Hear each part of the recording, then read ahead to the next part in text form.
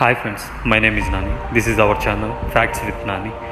మీరు ఈ ఛానల్ని సబ్స్క్రైబ్ చేసుకోకపోతే ఖచ్చితంగా సబ్స్క్రైబ్ చేసుకుంటారని మనస్ఫూర్తిగా కోరుకుంటున్నాను.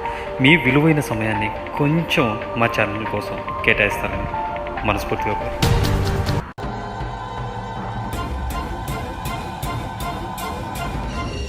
హిందూ గొప్పతనం గురించి కానీ హిందుత్వం గురించి కానీ తెలియని ఒక అమ్మాయికి ఒక పురాతన దేవాలయం గురించి కల రావడం అంటే నమ్ముతారా? ఆ అమ్మాయి నాకు వచ్చిన కళను వివరిస్తూ ఉంటే నాకు గుస్ బంప్స్ వచ్చాయంటే ఆశ్చర్యం లేదు. ఇంతకు ఆ కళ ఏంటి ఇప్పుడు చూద్దాం. తను ఒక అరణ్యం లాంటి ప్రాంతంలో ఉన్నట్టు, అక్కడ హిందూ టెంపుల్ ఉన్నట్టు, ఆ గుడిలో నిత్యం పూజలు జరుగుతూ ఉంటాయి అని అక్కడి సందర్శకులు చెప్పినట్టు, ఆ గుడిలో జరిగే హోమ శబ్దం తనను ఆశ్చర్యంలో ముంచేసింది అని ఆ అమ్మాయి చెప్పింది. అయితే ఆ గుడి తన కళ్ళ ముందునే ఇసుకలో కూరుకుపోయినట్టు, అలా ఆ గుడి ఇసుకతో కప్పబడిపోతుంటే తను బాధపడ్డట్టు చెప్పింది. కానీ ఆ గుడి గోపురం మాత్రం అలానే కనపడుతుందని కూడా చెప్పింది.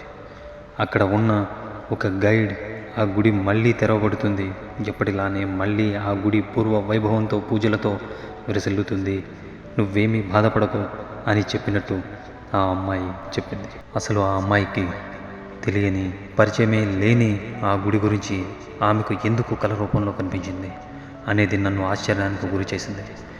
నిజానికి ఆమె మన సబ్స్క్రైబర్లో ఒకరు. తన కళను వివరిస్తూ నాకు మెసేజ్ చేసింది. నిజంగానే ఇసుకతో కప్పబడిన గుడి ఉందా అని నన్ను అడిగింది. అప్పుడు నేను గూగుల్లో సెర్చ్ చేశాను. నిజంగానే ఆ గుడి ఉంది. అది ఎక్కడ ఉంది అనే విషయాలు ఇప్పుడు చూద్దాం. నెల్లూరు జిల్లా చేజెళ్ల సమీపంలో పెరుమాళ్లపాడులో ఇసుకతో కప్పబడిన నాగేశ్వర స్వామి ఆలయం ఒకటి ఉంది. అది ఈ మధ్య తవ్వకాల్లో బయటపడింది. పురాణాల ప్రకారం భగవంతుని అవతారమైన పరశురాముడు ప్రతిష్ఠించిన ఆలయం ఇది.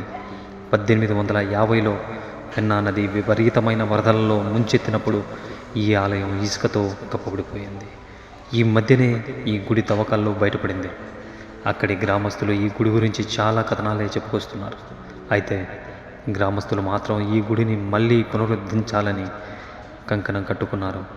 ఇప్పటికే పనులు ప్రారంభించారు అని తెలుస్తోంది. కానీ ఈ గుడి మళ్ళీ పూర్వ వైభవం, నిత్యం పూజలతో కొనసాగించాలి అనేది వీళ్ళ సంకల్పం.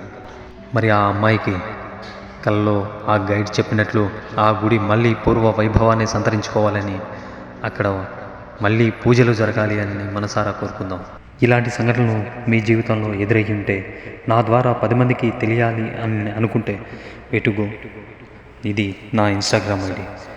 నా ఇన్స్టాగ్రామ్ ఐడిలో మీకు వచ్చిన కళలైనా కావచ్చు, ఎదురైన అనుభవాలైనా కావచ్చు, 10 మందికి తెలియపరచాలి అని అనుకుంటే మెసేజ్ రూపంలో నాకు సమాధానం ఇవ్వగలుగుతారని మనస్ఫూర్తిగా కోరుకుంటున్నాను. సర్వే జనా సుఖినో భవంతు. జై హింద్.